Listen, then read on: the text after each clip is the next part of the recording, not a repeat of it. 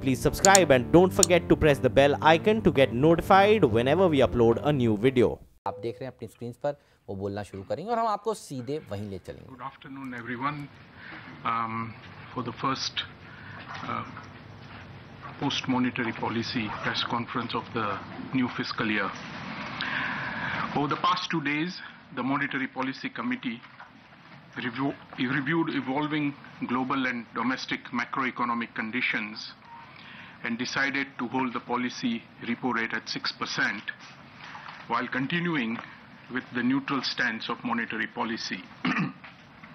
In doing so, the MPC reiterated its commitment to keep inflation at the target of 4% in the medium term and to remain vigilant on how actual inflation unfolds. In other words, we continue to be data dependent. The MPC noted that while global economic activity and trade have gathered momentum and span, financial market volatility and potential trade wars pose a threat to the outlook.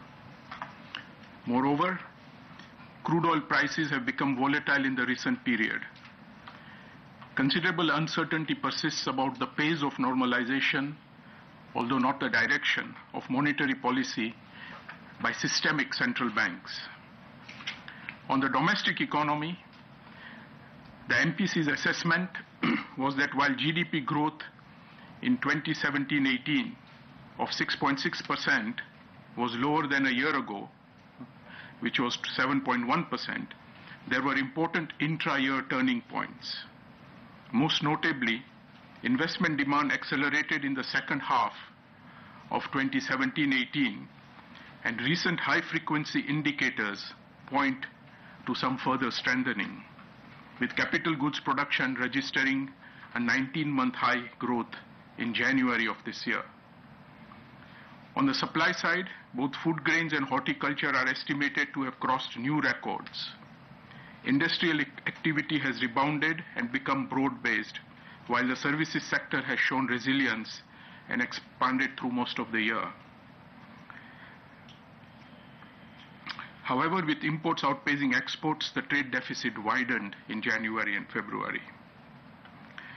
CPI inflation has eased to 4.4% in February, and excluding the estimated impact of increase or adjustment in the house rent allowances for central government employees under the 7th Central Pay Commission, it is estimated at an even lower 4.1%. However, with household inflation expectations having aged up and manufacturing firms reporting input price pressures and increase in selling prices, the committee focused on risks to the outlook for inflation. International crude oil prices have become volatile, with a distinct hardening bias from the second half of March. Moreover, aggregate demand is expected to strengthen during the course of 2018-19.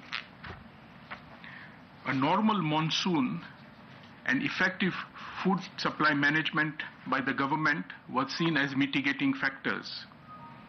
Overall, the MPC assessed the risks to inflation as tilted to the upside. On the growth outlook, the MPC was of the view that the pace of economic activity could accelerate in 2018-19 on clearer signs of revival in investment activity and sustained improvement in global demand. On the flip side, external demand could be adversely impacted should crude oil prices persist at elevated levels or even increase, and trade protectionism intensify.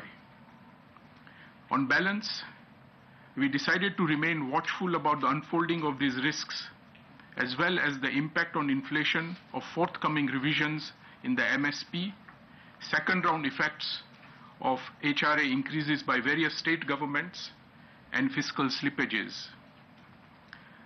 The committee was also cognizant of the implications for food inflation should the monsoon turn deficient temporarily and or specially, and the uncertainty imparted to the outlook by the recent volatility in crude prices. The committee observed that growth has been recovering in an environment characterized by a pickup in credit offtake and large mobilization of resources from the primary capital market, which should support investment activity going forward. In its judgment, India's long-term growth potential is expected to be reinforced by various structural reforms that have taken place. Given the unsettled global environment, however, the MPC emphasized the importance of strengthening domestic macroeconomic fundamentals, persevering with deleveraging of distressed corporate sectors, rebuilding of bank balance sheets, and the deepening of risk-sharing markets. I now request DG Acharya to comment. Thank you, Governor.